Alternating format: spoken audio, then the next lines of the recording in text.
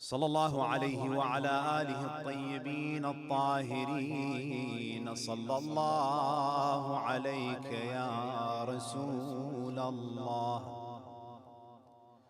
صلى الله عليك يا سيدي ويا مولاي يا أبا عبد الله.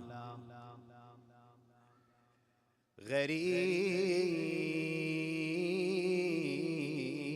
يا مظلوم كربلاء، ما خاب من تمسك بكم وأمن من لجأ إليكم. يا ليتنا فيا ليتنا كنا معكم سيدي فنفوز والله فوزا عظيما. قال تعالى في كتابه الكريم: بسم الله الرحمن الرحيم. وإذ قال لقمان لابنه وهو يعظه: يا بني لا تشرك بالله إن الشرك لظلم عظيم. صدق الله العلي العظيم. صلوا على محمد وآل محمد.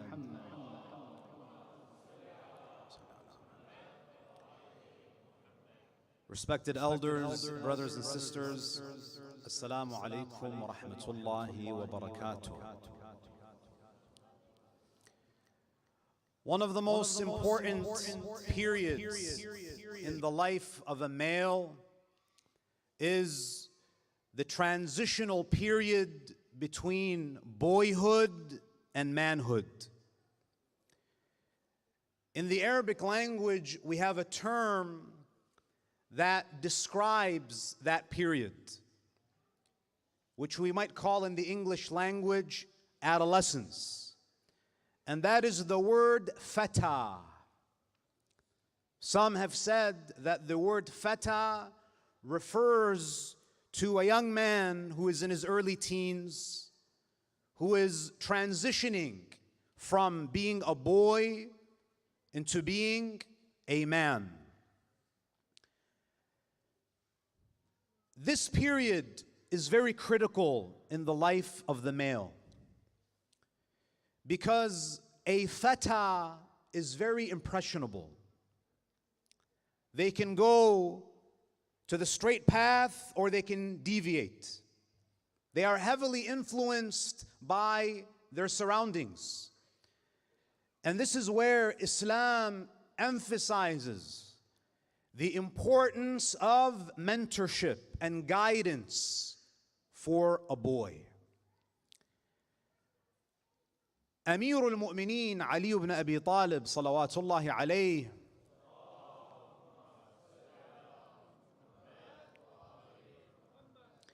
he describes the heart of a youth, the heart of the adolescent. He says, إِنَّمَا قَلْبُ الْحَدَثِ كَالْأَرْضِ الْخَالِيَةِ. He says that the heart of a boy, of a young man, of a youth, of an adolescent, is like an uncultivated piece of land.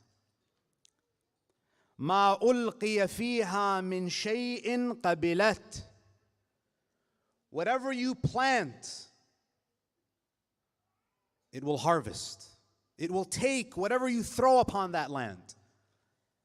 فَبَادَرْتُكَ. Imam speaks to his son. He says, فَبَادَرْتُكَ بِالْأَدَبِ قَبْلَ أَن يَقْسُوَ قَلْبُكَ. Because the heart of a boy is like an uncultivated piece of land, the Imam says, I rushed to teach you adab before your heart became hardened. When we think about tarbiyah of young children, we often think that this is the domain of the mothers. The Quran tells us and illustrates to us many examples of the great prophets of Allah and how they were involved in the upbringing of their sons. Allah subhanahu wa ta'ala in Surah Luqman, He tells us, وَإِذْ قَالَ لُقْمَانُ لِابْنِهِ وَهُوَ يَعِظُهُ. And when Luqman said to his son, while he was advising him, he was giving his son maw'idha, giving him advice about life, how to live, how to navigate the difficulties of this life. You look at the story of Ibrahim in the Quran. Allah says in Surah Al-Baqarah, وَإِذْ يَرْفَعُ إِبْرَاهِيمُ الْقَوَاعِدَ مِنَ الْبَيْتِ وَإِسْمَاعِيلُ. Ibrahim, when he was raising the foundations of the Kaaba, who was with him? His young son. He was right there with his father. You see the strength of that father-son relationship. And therefore, my dear brothers and sisters, tonight, I want to share some of the things that I think are critical lessons that every father needs to teach his son or his sons. Number one, every father must teach his boy the importance of sidq, the importance of truthfulness. If you want to be a real man, you have to be someone who stands with haqq. You have to teach your boy that the Messenger of Allah, before he began his prophetic mission, what made him stand out from all the others, what made him the best of all men, was that he was what? As-Sadiqul Ameen. Sidq. Truth matters, my respected brothers and sisters. In a world where people debate basic biology, where reality is subjective, you need to teach your boys that truth matters, that there is a purpose to life. You need to teach your boys that the ultimate reality is Allah. Allah in the Quran says, ذَلِكَ بِأَنَّهُ هُوَ الْحَقِّ. Allah is the ultimate truth. You have to cultivate this God consciousness within your son.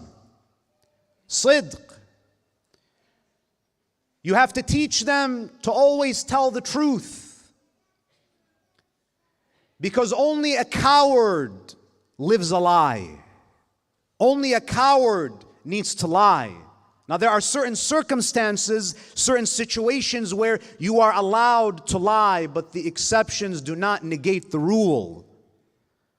The rule is, real men speak truth, even when that truth is inconvenient. You need to teach this to them. Don't allow them to lie because it's easier. They have to speak the truth.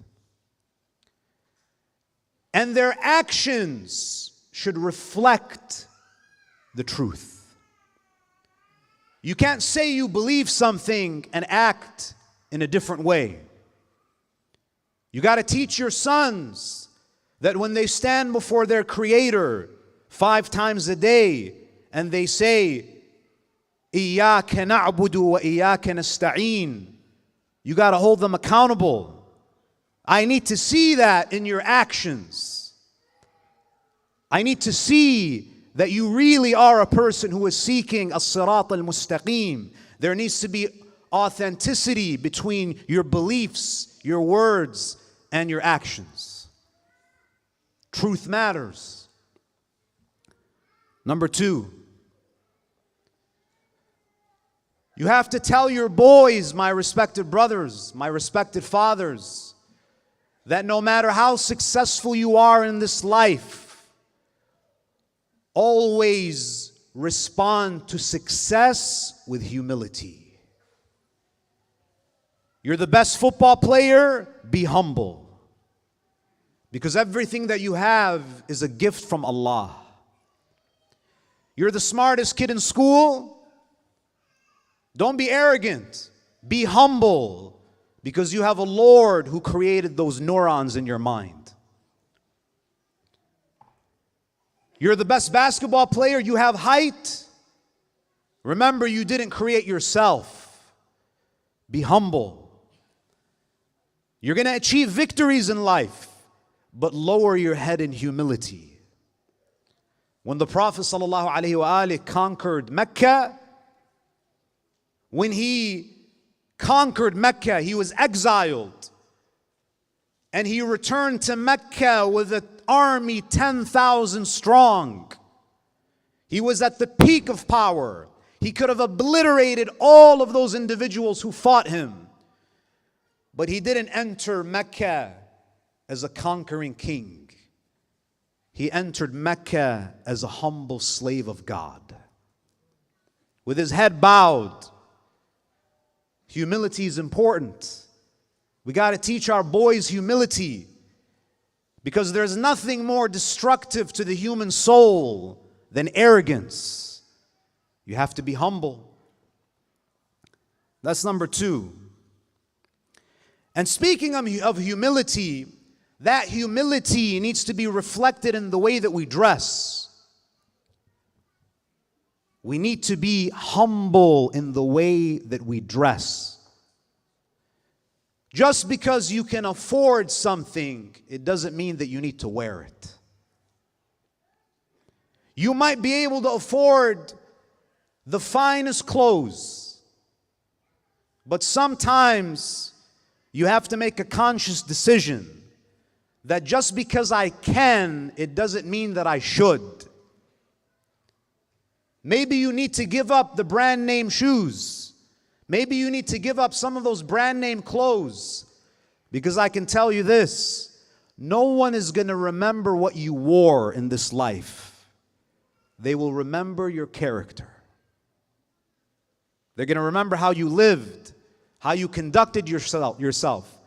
And take an example from our beloved Prophet sallallahu alaihi wasallam. La basallu ala Muhammad wa ali Muhammad.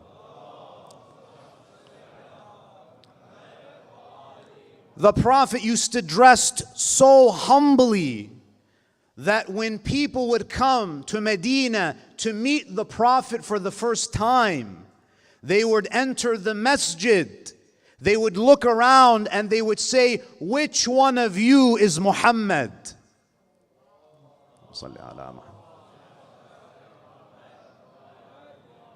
This means our Prophet, our Imams, what made them stand out was not their clothes, it was their character.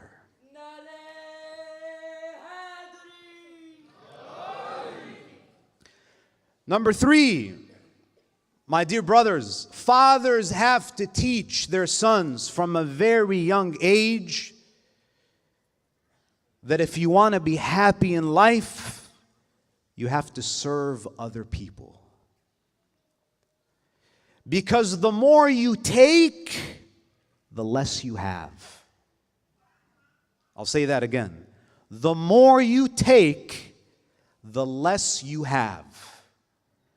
Allah has created us in a way where we feel best when we give and we're at the service of other people. That means you got to teach your boys when they're young to always look out for people who need help. Let them shovel the snow of the driveway of your neighbor. Let them hold the door for that old lady at the grocery store. Let them help that friend who's having a rough time. Teach your boys the honor of service. Because Imam al-Hussein salawatullahi alayhi, he once said,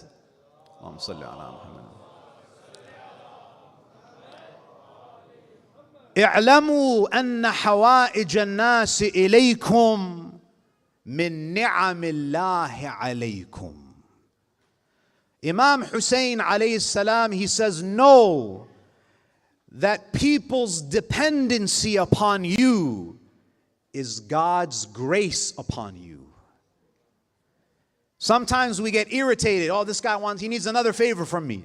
This person only calls me when they need something. Say, Alhamdulillah, Allah has given me the ability to help people. Alhamdulillah, people think so highly of me that when they have problems, they call me. And I get the opportunity to serve. This is what needs to be instilled in the heart of a boy. It needs to come soon, because if you don't teach him the service of others, when he becomes a man, when he gets married, he's going to think that his wife and his kids and everybody has to serve him. But that's not the manhood that the Ahlul Bayt alayhimus salam taught. Sallu ala Muhammad wa ali Muhammad.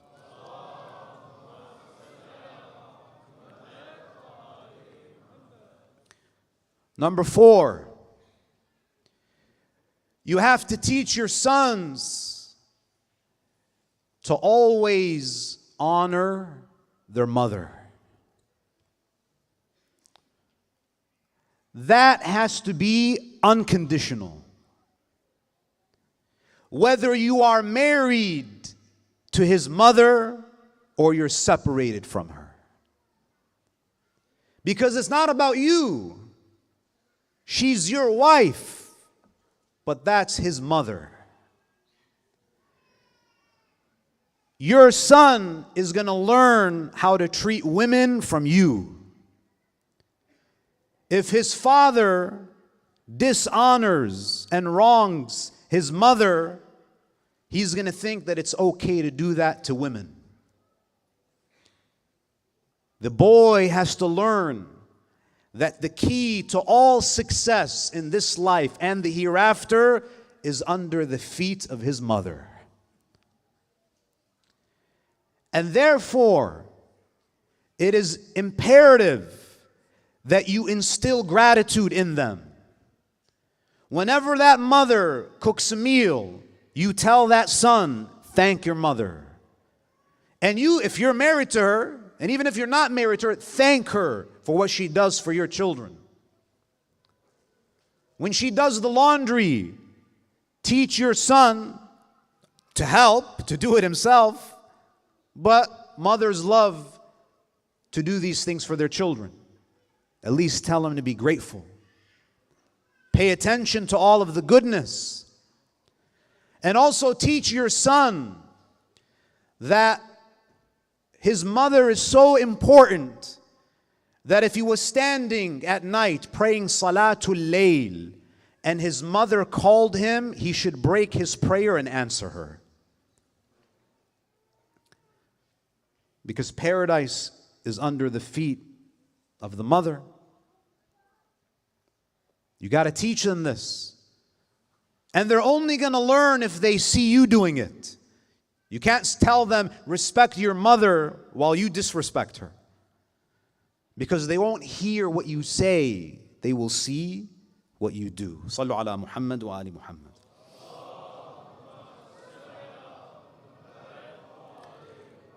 Number 5, you got to teach your boys to seek the company of sages and scholars. Because there is more to the human being than the physical body. You have to teach your son that secular knowledge is not enough.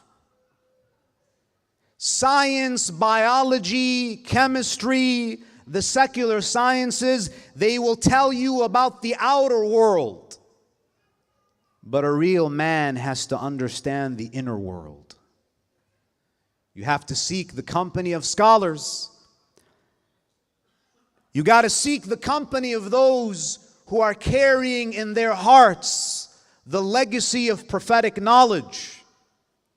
You got to find those people who are on this earth, who are carrying with them the teachings of Rasulullah, of Ali, of Hassan, Hussein, and the Imams of Ahlul Bayt, you have to look for that knowledge like it's the Holy Grail. Because the scholars, the godly scholars, the pious scholars of Islam, as the hadith says, the ulama are warathatul anbiya, because they are the inheritors of the prophets. You never met the prophet, but that's the closest you're going to get in this life. So sit at the feet of scholars. Learn about what your purpose is. Be a person of depth. Be a person who understands the reality of the world, because you've studied the inner world and it's easier for you to navigate the outer world. Number 6, fathers have to teach their sons the spirit of generosity. You have to be a generous soul, because as I said, the more you take, the less you have. If you want success in this life, you have to give. And teach them that when you give, you're doing business with Allah. And Allah is the best business partner. You have to teach them to get to a point where they're so generous that people don't even need to ask them. They recognize when someone is in need and they give before even being asked. They should be such that they don't say no when they're able to give.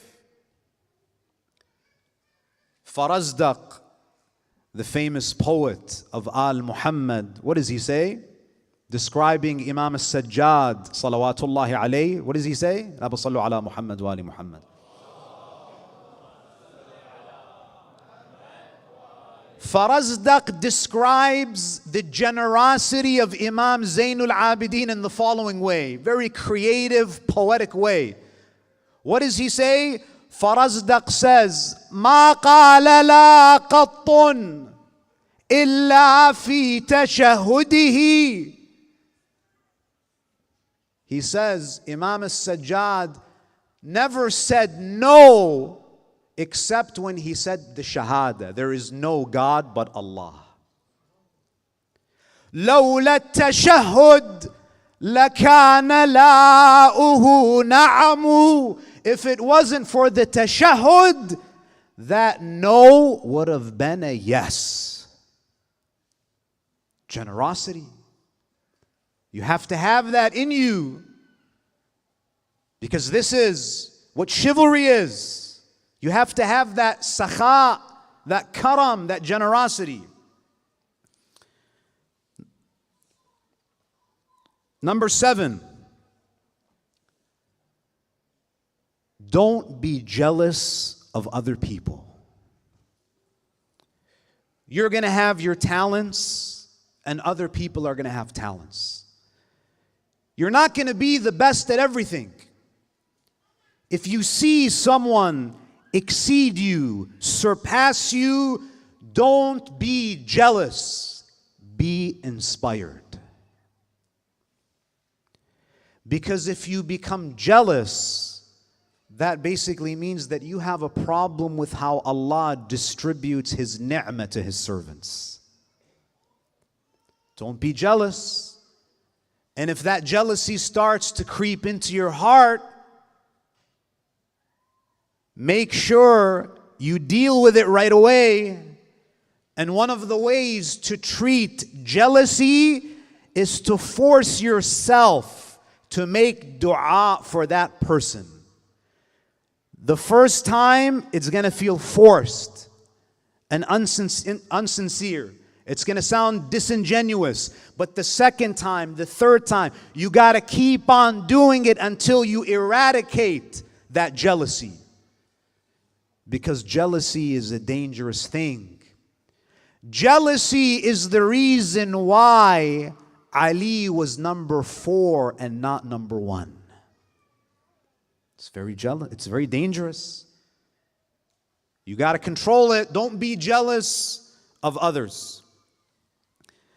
Number 8, fathers need to teach their boys that when you're young, when you're a teenager, you're experiencing significant hormonal changes.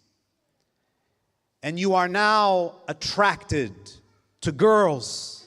You're attracted to the opposite gender.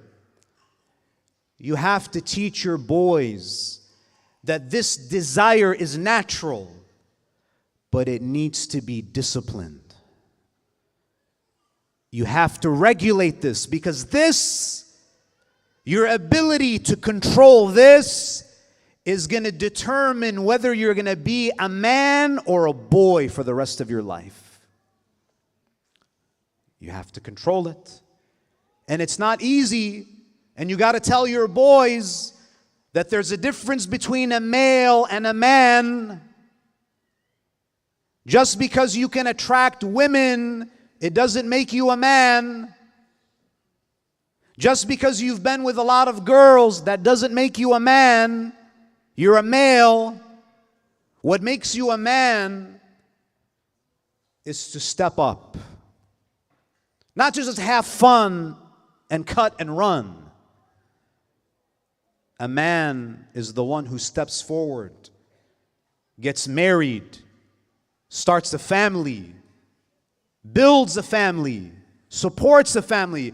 A man is someone who embraces responsibility. So you have to control the sexual desire, because if you don't, it's going to destroy you. And you got to teach your boys that pornography is destructive to the human soul. Because it's very easy to get addicted in this day and age. Every boy has a phone. You can put all the parental locks in the world. They'll find a hack. You can lock their phone, but you can't lock the phones of their friends. So you have to instill in their minds that if they start going down that path, it's the beginning of their destruction. Why?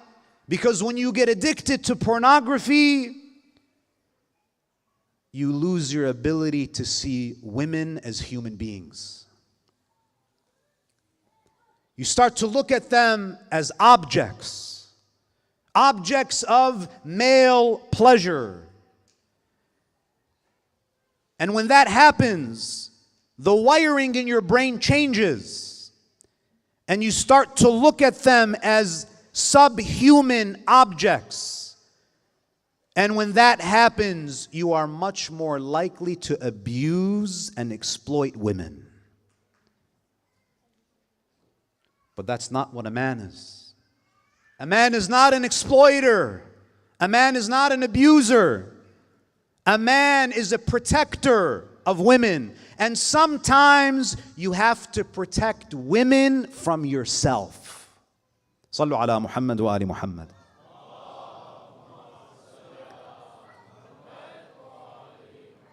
A request for the brothers to please stand up and move forward a few steps. There's a bit of a traffic jam in the back. Everyone stand up. رحم الله من ذكر القائم من آل محمد.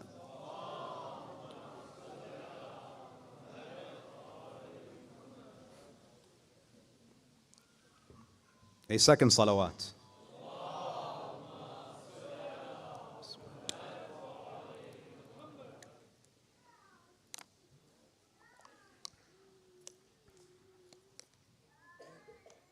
صلوا على محمد وآل محمد.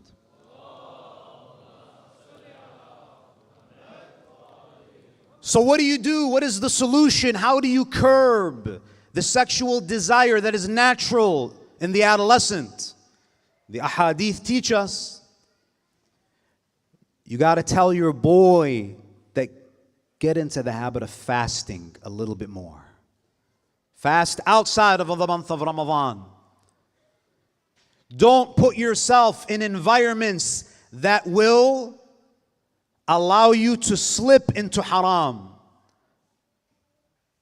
Don't ever put yourself in a private setting with another girl. Because as I said, sometimes you have to protect women from yourself. Don't think that I know myself. I have full control over myself.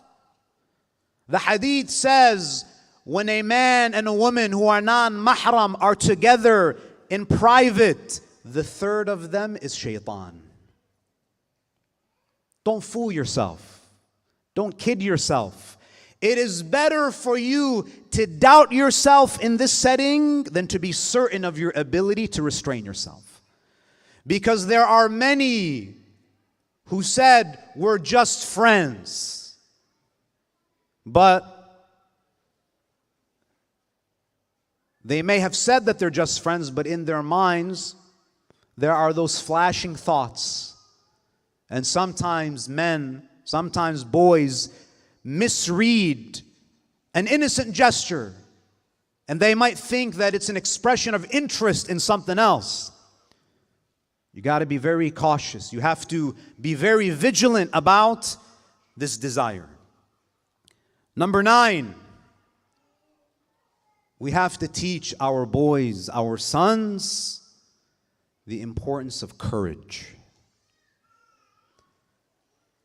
You have to be courageous, and courageous means many things. Courage means many things. Courage looks like different things. Sometimes courage is to ask for help. Sometimes courage is to admit when you're wrong. Sometimes courage is to speak the truth, even when the majority are against it. We have to teach our sons that it's okay not to fit in. It's okay to go against the grain. You don't need to go along to get along. Because the Holy Quran is full of stories of men and women who stood up against the masses. It's okay to be an outsider. Sometimes it is an obligation to be that outsider. You have to have courage. You have to have a courageous heart, and it helps to have physical strength. It helps to have physical strength. Some boys are built. They're built strong. Others are not. They got to work at it. But it can be done. You can be strong. Because you need to learn how to defend yourself. Because the world is a very unforgiving place to the one who cannot defend himself. As the famous Chinese proverb goes, it's better to be a warrior in a garden than a gardener in a war. You have to develop that within you. From a young age, you have to build that warrior mindset. So we need that courage. Number 10, you have to teach your sons to be forgiving. To forgive. They have to understand that in the same way that you make mistakes, other people make mistakes. You should forgive people when they ask for forgiveness. Because there will be a day when you stand before Allah and you will be desperate for forgiveness. And Allah Azza wa Jal will treat you on that day the way that you treated others who sought your forgiveness. Number 11. Read at least 50 verses of the Quran every day. If that's too much, read 5, read 10, read 1. The Quran needs to be a part of your daily routine. Because this is the manuscript. This is the guidebook. This is the book that will initiate you into manhood. You have to read it, because this is the book of wisdom, and you need wisdom in this life. This is a book of guidance. You're going to need direction in this life. Allah subhanahu wa ta'ala in the Quran, He says, وَنُنَزِّلُ مِنَ الْقُرْآنِ مَا هُوَ شِفَاءٌ وَرَحْمَةٌ لِلْمُؤْمِنِينَ. And we send down from the Quran that which gives healing and mercy to the believers. The world is a very rough place. Let this book be the first source of healing. The world can make you very bitter. Let this book keep you merciful. It will keep you grounded. When you read the Quran, don't just read it. Have a little notebook. Read a verse or two and write some notes for yourself. Document your interaction with the Quran. Go to it as someone who is thirsty, who's looking to quench his thirst. If you go to it with that attitude, Allah subhanahu wa ta'ala will start lifting the veils. He'll start lifting the veils. Number 12, memorize 40 hadith. Memorize 40 hadith. If you can memorize all of these stats from your favorite athletes, you should be able to memorize 40 hadith. And pick 40 hadith from a range of different topics. And let those ahadith guide you through this life. Memorize a hadith about the greatness of the Quran.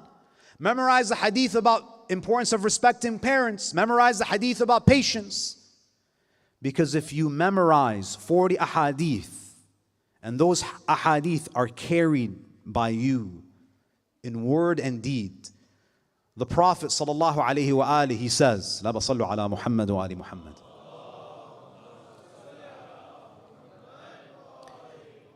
He says, "Man hafidha ala ummati 40 haditha, بعثه الله يوم القيامة فقيها عالما." Teach your boys to memorize 40 hadith, because if they do, Allah will raise them on the day of judgment as scholars.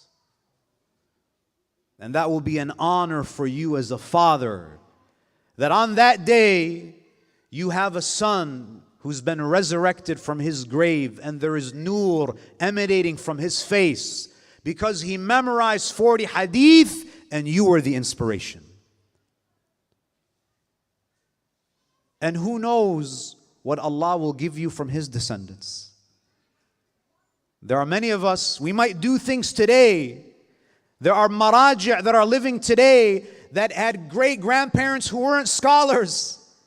But maybe they did something so great that Allah says that I'm going to destine greatness for you and your progeny. Have them memorize those hadith. And as I mentioned, number 13, don't be afraid to ask for help. That's not a sign of weakness. We all need help. We can't do it alone. You're not a bigger man than Musa. Musa needed help. وَاجْعَلْ لِي وَزِيرًا مِّنْ أَهْلِي. He needed Harun. Be comfortable asking for help when you need help. Imam al-Hussein had al-Abbas. You need that support system. Don't think that you were meant to go through this life by yourself. You need a team with you. You need your own tribe of other men. Number 14, and I may have alluded to this a little bit, don't hold grudges. You're going to meet people in your life that are going to hurt you, sometimes willingly, They're going to wrong you, they're going to mistreat you, they're going to slander you. You're going to experience betrayal in this life from people who are close to you. But don't hold a grudge. It's going to hurt. You might not want to see them for a long time. But the grudge that you carry is just going to make life more heavy for you. You do yourself a favor when you forgive, because you lift that grudge. You remove that weight from your heart. And we need to learn from Imam al-Hussein. He didn't hold a grudge against Hur. And I can promise you that no one in your life is going to cause you the amount of harm that Hur unintentionally caused to Imam al-Hussein. If Hussein ibn Ali can say, you're forgiven. We can let bygones be bygones. You're my brother. Then you should be able to do that too. Because what's the point of having someone like Hussein as your role model if you're not going to follow that man, that great man, the master of the youth of paradise? Sallu ala Muhammad wa ali Muhammad.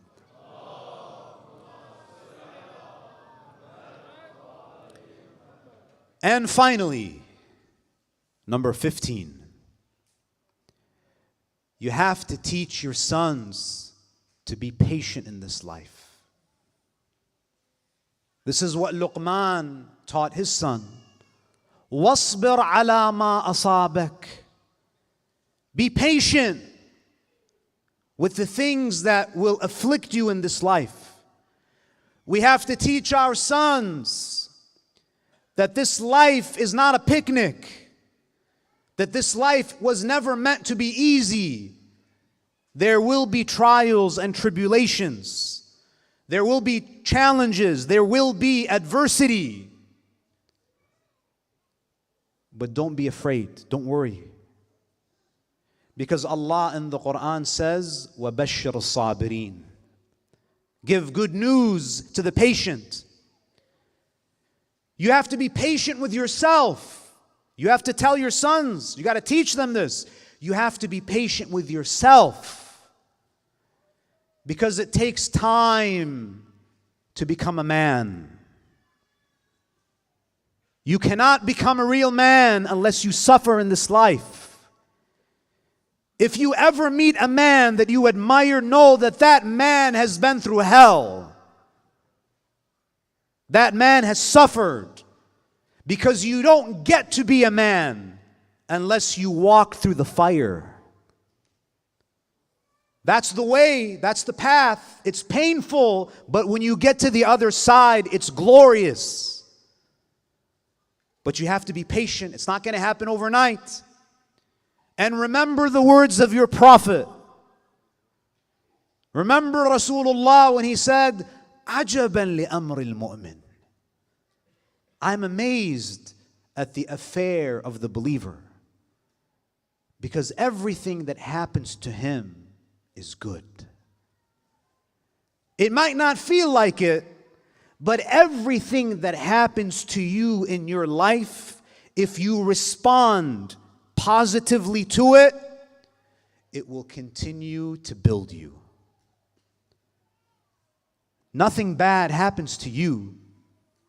You might not have control over what happens, but you have control over the way that you respond, the way that you react. You got to go through the difficulties. Because Yusuf as-Siddiq, Prophet Yusuf, he would have never become a Siddiq unless he was thrown in that dark well. He had to go through it. And you're going to go through it. But remember that you're not alone in the darkness. You don't need to go on this journey alone. Allah is with you every step of the way. He's with you. He's with you every step of the way. And when things get hard, don't think that the way out is to commit haram.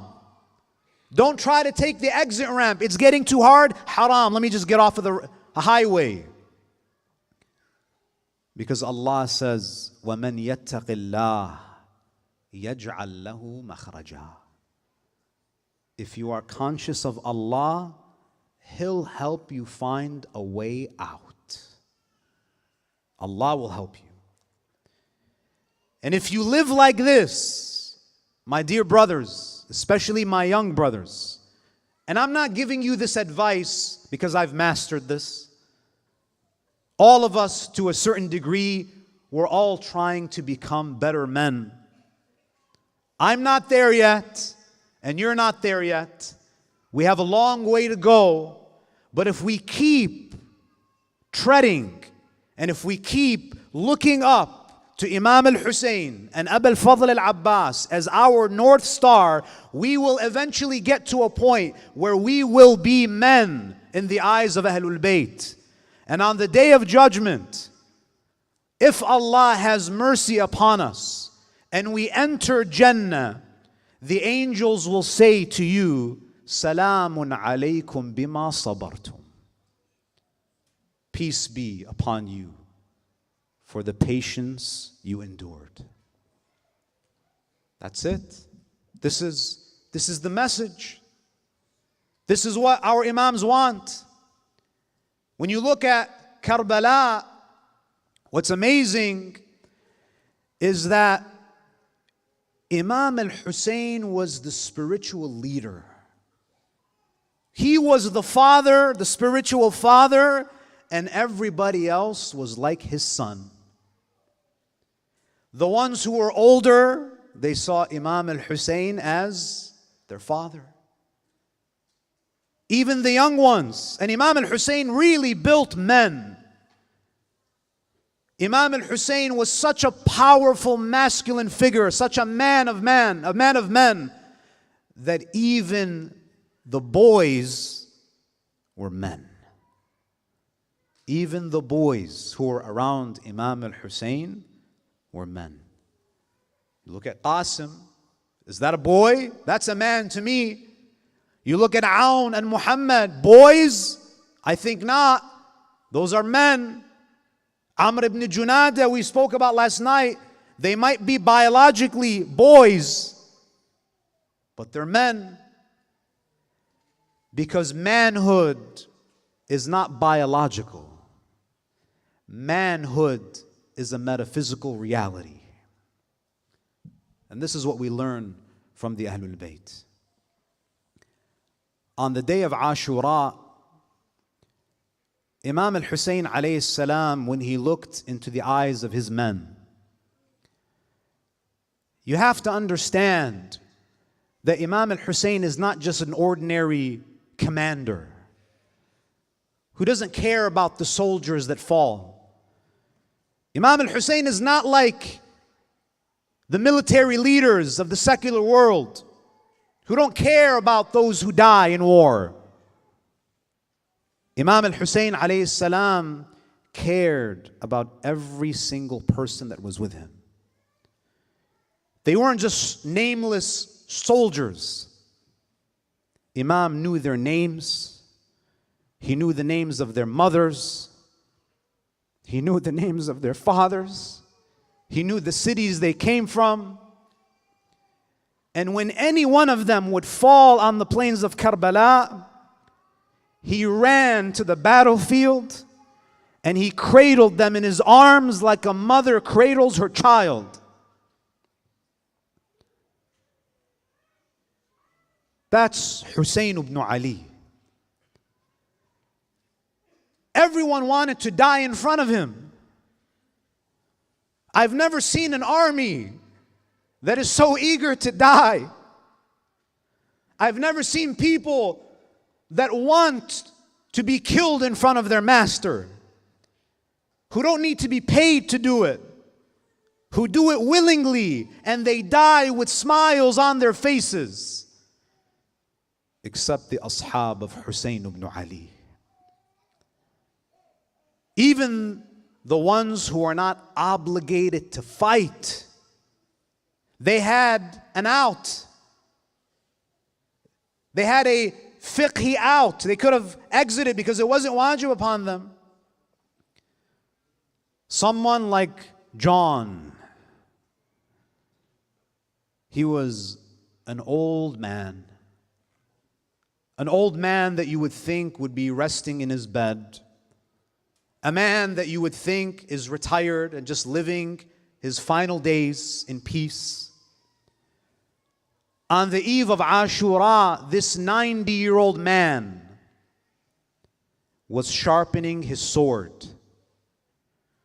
He was an African slave. In Arabia, he was a nobody. He was a second-class citizen, an old man. But on the eve of Ashura, he was sharpening his sword.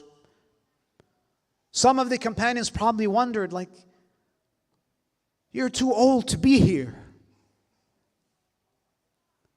On the day of Ashura, John, when he saw the distress on the face of Imam al-Hussein, he came to the Imam. And who was John? John, he was a servant of Abu Dhar. When Abu Dhar died, he didn't have anywhere to go. He joined the family of Imam al-Hassan. After Imam al-Hassan was poisoned, he was taken into the custody of Imam al-Hussein. He was living in the homes of our Imams. He was a servant. He comes to Imam al-Hussein on the day of Ashura and he says, Ya ibn Rasulullah, do you give me permission to go and fight?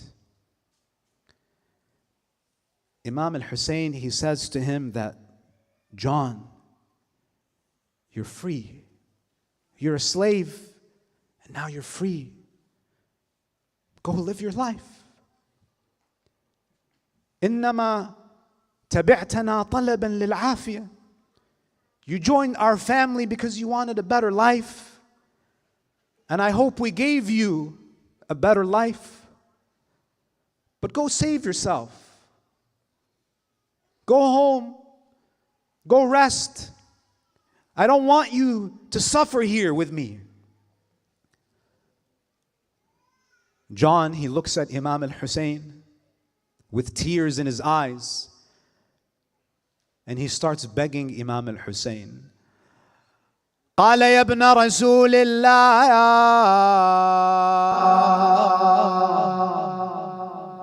يا أبا عبد الله أنا في الرخاء ألحس قصاعكم وفي الشدة أخذلكم. يا ابن رسول الله, do you expect me to be with you during the good days? And you expect me to abandon you during the difficult days? لا والله حتى يختلط هذا الدم الأسود مع دمائكم. يا ابن رسول الله, I will never leave you. I will not leave you, يا أبا عبد الله, until the blood of this black man is mixed with your blood. Imam al-Hussein alayhi salam, he says to him, I don't want you to fight, John. You're an old man. I cannot see you get hurt. I don't want to see you get killed. John throws himself at the feet of Imam al-Hussein. He begs the Imam to give him permission to fight. The narrations tell us that he pleads with the Imam until the Imam, he gives him permission to go. The narrations say that he draws his sword. Imagine a 90-year-old man, an elderly man. He draws his sword and says, كيف ترى الفجار ضرب الأسود بالسيف صلتان عن بني محمد أذب عنهم باللسان واليد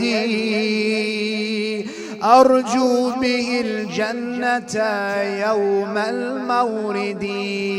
He fights. He's a 90-year-old man, but he fights with so much passion and fervor. He kills a large number of the enemies until he is struck. When the swords strike his body, he falls on the plains of Karbala. He falls and he cries out, Assalamu alayka ya Aba Abdullah. Imam al-Hussein alayhi salam, when he hears the cry of that old man, he rushes to him. Imam al-Hussein, he sits beside him and he makes a dua for him. Allahumma bayyid wajha. Oh Allah, illuminate his face. Wa tayyib riha. And make fragrances emanate from his body. And resurrect him with Muhammad wa Ali Muhammad. The narrations say that Imam al-Hussein alayhi salam, he loved this man so much that Imam al-Hussein alayhi salam, he gets down on his knees, he puts his cheek on the cheek of John, and John in his last moments, he begins to cry, but he cries tears of joy at this moment. What does he say? He feels the cheek of Aba Abdullah.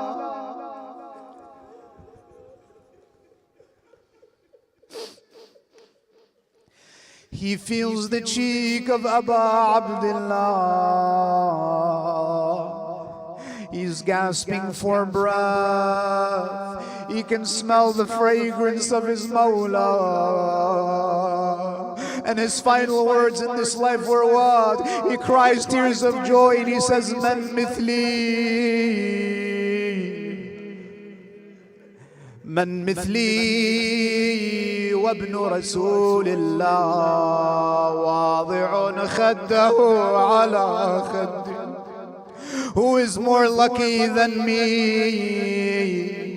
that the son of Rasulullah puts his cheek on my cheek? He did this with only one other person.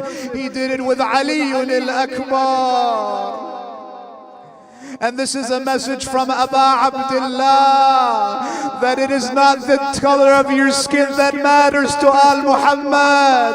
It is the purity of the heart. La hawla wa la quwwata illa billahi al-ali al-azim. وسيعلم الذين ظلموا آل محمد أي منقلب ينقلبون والعاقبة للمتقين. صلوا على محمد وآله.